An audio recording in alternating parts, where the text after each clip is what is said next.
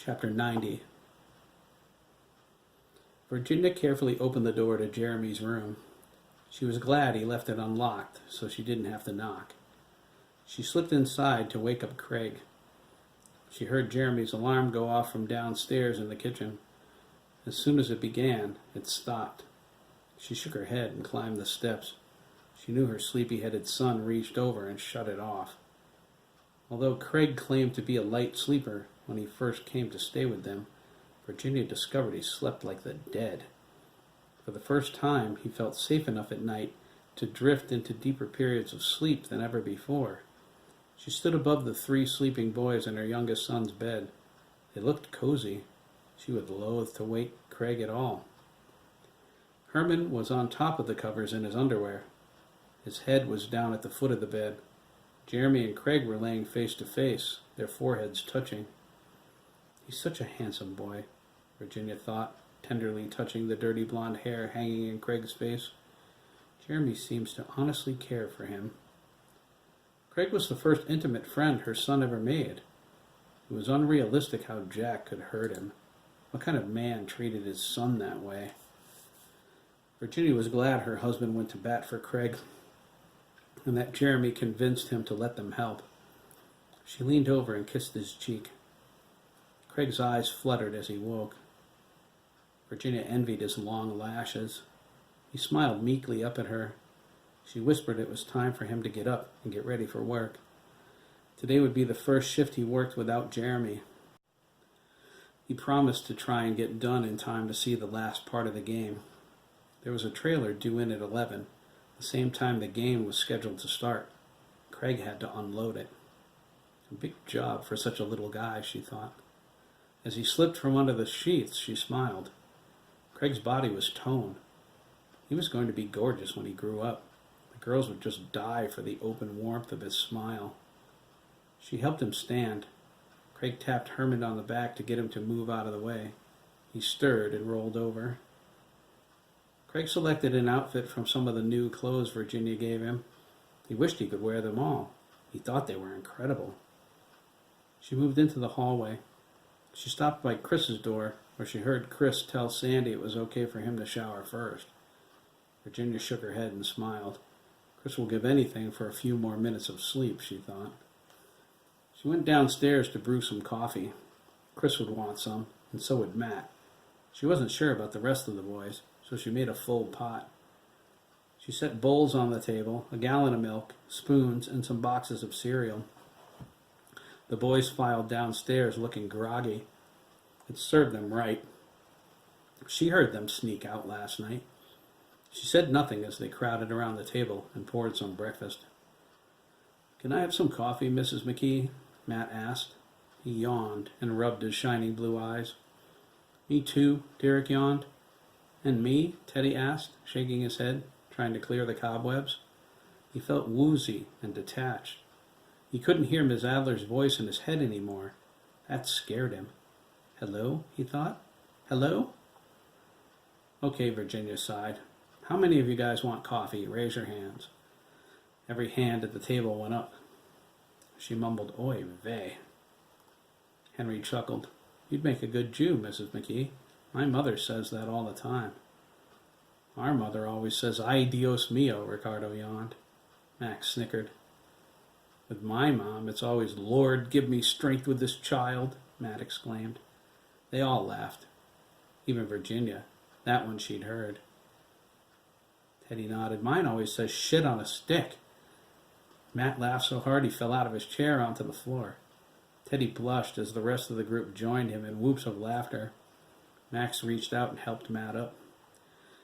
"What does your mom say, Derek?" Herman asked, wiping his eyes. Derek shook his head. "Jesus H. Christ. But I'm not sure what the H stands for." "Henry," Henry said, as he polished his glasses with his t-shirt. "Dream on," Herman smiled. "It's Herman." "Herman?" Ricardo laughed. "I don't think the Lord would pick such a dweeb name, amigo." "Yeah, dude," Max agreed. "It has to be a Hispanic name like Hernandez or something. We all know God is Puerto Rican." Derek laughed so hard he thought he would wet his pants. "Jesus Hernandez Christ," he howled. "Oh, yeah?" Max grinned. Derek, Carson, Mellon. Derek stood on his chair and mooned them. Derek! Virginia cried, her hand to her chest. Oops, Derek grinned. He quickly sat back down.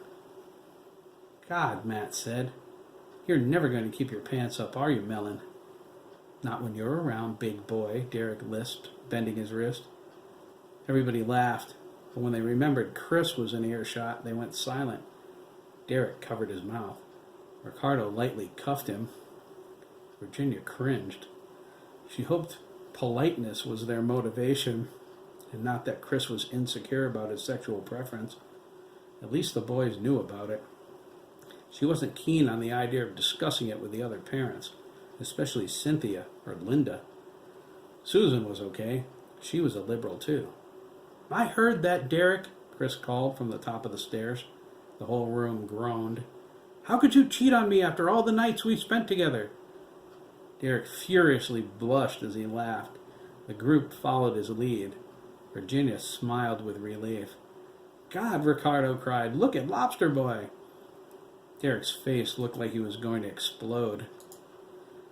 Chris snickered and made his way back to his room. He had to say something when the weight of the mood fell firmly on his shoulders. They were his friends. They needed to know he wasn't offended by good-natured gay humor. The Schwartz brothers left shortly after breakfast. The rest of the boys were in the living room waiting for their rides and listening to irockradio.com on Matt's phone. Matt declined the Schwartz boys' invitation to walk with them, even though they lived on the same street. He wanted to talk to Jeremy before he left. The guys decided to get to the field a little early and toss the ball around. He figured maybe he would like to go. There was some confusion about Ian and whether or not he would be back from camp for the game. There were a few 8th grade alternates on the team, so it wasn't a big deal. Matt thought he would miss Ian's big mouth. It was still a team advantage. Derek started singing Stone Temple Pilots' Plush a cappella. He knew every word. His dad played the song all the time. The room grew quiet. They listened, intrigued. Max was in the recliner with his feet up, drinking his coffee. He was surprised at how well Derek sang. He had a great voice. Ricardo stood against the banister in the hall and watched, shaking his head. Matt shrugged his shoulders and smiled while pointing at Derek. Matt thought he was pretty good too. When he and Ricardo started laughing, Derek thought they were laughing at him. He sat down angrily and pouted. Max got up and pulled one of his red spikes. Ow, Derek whined. Why are you pulling my hair, Max? Because, mi amigo, Max replied, squatting down in front of him. Don't assume anything, okay? They weren't laughing at you. In fact, I think you sing wicked good. Really? Derek asked. Really, they all said. I want to sing in the choir at church, Derek said.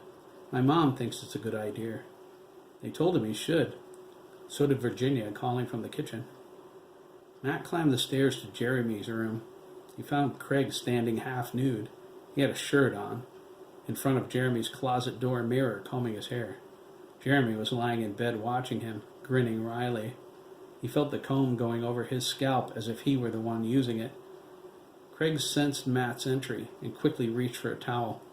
Matt waved him off and closed the door. Craig blushed. I thought you were Mrs. McKee. Nah, Matt said. She's got bigger boobs than me. Oh, God, Jeremy moaned. Boy, creation notices that about somebody's mom. Gross. Matt, Craig said, reaching for his clothes. Apparently, Jeremy scowled. We're going to the field a little early, Matt said. I thought you might like to go. No, Jeremy began. He paused when he felt a flash of jealousy from Craig. It was so strong, it plowed through everything else in his mind. You know we're going to talk about that, don't you? Jeremy thought. Craig nodded, pulling on his underwear. He grabbed his cutoffs. Jeremy continued to Matt. Dude, I never get to spend any time with my dad. He's taking me today. I want to wait as long as possible. Everybody's going to be gone soon, you know. It'll just be the two of us. Are you sure, man? Matt asked, disappointed. Maybe if I push a little? No, that wouldn't be cool, even though Jeremy would probably cave. I'm sure, Matt, Jeremy said. But thanks for asking. No problem, Matt replied. I'll see you there. Later, Craig. Later, Matt, Craig replied, sounding sad. Matt paused at the door, but then continued, closing it behind him. Craig glanced over at Jeremy, who pointed at the edge of his bed. He mentally ordered him to get over here. They said nothing as their eyes locked. They had an hour-long conversation in the space of a few seconds. Their thoughts flew back and forth between each other with incredible speed. Jeremy wanted to know the reason for Craig's flash of jealousy. Craig flooded his innermost thoughts and feelings to the surface, where Jeremy could easily read them. Jeremy did the same for him. They decided they were best friends and would be for life. Jeremy felt a sting of sadness they wouldn't be together today, at least for a little while. Craig said, I'll come to the field right after work. I'll be waiting, Jeremy said. Get going before you're late. You know, you ought to think about playing ball. Baseball? Craig asked, putting his sneakers on and tying them. Jeremy scowled. No, Craig, he snorted. Golf. Very funny, Craig replied. I'm no good at baseball. I want to play football, though. Okay, Jeremy nodded. In the fall. I'll play too. Will your mom let you? Craig asked. Are you kidding? Her name's Virginia, not Linda. Craig walked out with a smile and headed for the stairs. He slipped down to say goodbye to Virginia, surprised to find her alone. She poured him a bowl of cereal. She told him he wasn't leaving before he ate something. His uncle could wait. Craig smiled. Is this a real family or what? I want to call her Mom. Oh, just do it, Jeremy thought at him. She'll eat it up, cry for an hour, and you can stay here forever. Craig thought back. I might do that anyway. He ate quickly, gave Virginia a goodbye kiss, and went to the garage for his mountain bike. Jeremy called out to him and asked where he was. Craig said he was just leaving the driveway. Jeremy told him he wanted to see if their mind link had a range limit, like a CB radio. Craig concurred it was a good idea. They opened themselves to each other's thoughts as Craig rode down the hill. The link appeared stable, but when he crossed Route 41 and entered the market's parking lot, the link went fuzzy. Just before he was out of range completely, Craig said goodbye. Jeremy smiled, but then frowned deeply. He felt such an incredible sense of loss. All week, he felt Craig's thoughts and feelings mingling with his. They were part of him. He was beginning to get used to it, to desire it, when suddenly the feeling was gone. He felt empty and hollow. He wondered if it was the same for Craig, and decided it had to be. He heard his mother call up the stairs to Chris. She said they were going in 15 minutes. His smile returned. He was glad to have a day to spend alone with his father.